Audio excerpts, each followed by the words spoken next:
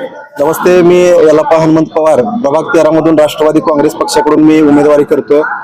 नगरसेवक या पदासाठी उमेदवारी करत असताना काल रात्री 9:30 वाजता मला एका अज्ञात चला स्विफ्ट गाडी होती, चला नंबर प्लेट नव्हते दोन्ही साईडला, अशा गाडीकडून माझा पाठलाग करण्यात आला होता. मग मी माझी गाडी एका ठिकाणी पार्क केली आणि मी माझ्या मित्राच्या गाडीतून माझ्या घरातून मी फ्रेश होऊन येत होतो.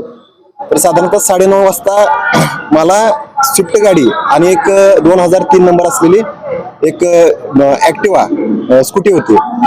त्या दोन्ही गाडीने माझ्या गाडीसमोर, क्रेटा गाडीसमोर आडवी थांबून त्या दोन्ही गाडीवरून स्विफ्ट मधून 5-6 लोक आले आणि त्यांनी येऊन माझ्या गाडीच्या बॅक साईडला मी बसलो होतो क्रेटामध्ये. तर माझ्या गाडीचा दरवाजा उघडून मला बाहेर ओढून मला धक्काबुक्की करून कॉलर वगैरे पकडून की इलेक्शन होईपर्यंत तू गावात थांबायचं नाही, आटपाडी तालुक्यात थांबायचं नाही, या प्रकारची धमकी दिली.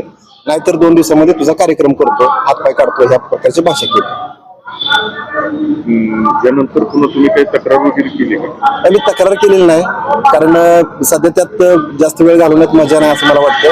पण मी असा प्रयत्न करतोय की ही जी अन्याय माझ्यावरती होतोय त्याला न्याय देण्याचं काम जनतेने करावं, असं मी जनतेला जाऊन आज त्यांच्या घराघरामध्ये जाऊन आवाहन करतो. साधारण संसद भारतीय जनता पार्टीचे कार्यकर्ते होते आणि त्यामध्ये सोन्या माने, अभिजित जाधव म्हणून एक कार्यकर्ता होता आणि बाकीचे माझ्या अनोळखी होते. कार्यकर्त्यांना काय आवाहन कराल? उद्या संध्याकाळपर्यंत आपण शांततेत राहायचं आहे.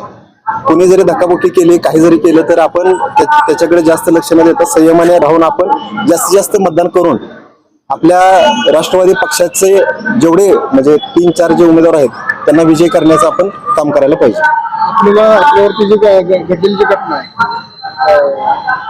उमेदवाराच्या बाबतीत अशी घटना घडते, याचा मतदारावर काय परिणाम होऊ शकतो?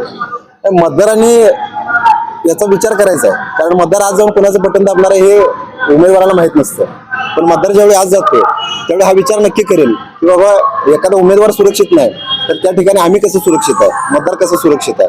आणि मतदारांना आज कालपासून चांगलं म्हणजे जुन्या सर्व गोष्टी आठवायला लागल्यात की कशा पद्धतीने त्रास होतोय, कशा पद्धतीने. आता ही काय पहिली वेळ नाही, या दिवशी बरेच तक्रारी झालेल्या आहेत आणि काय गरीब लोकांवरती अन्याय झालेला आहे. हे सर्व आता जनता आठवेल आणि उद्या त्यांचा करेक्ट कार्यक्रम केल्याशिवाय राहणार.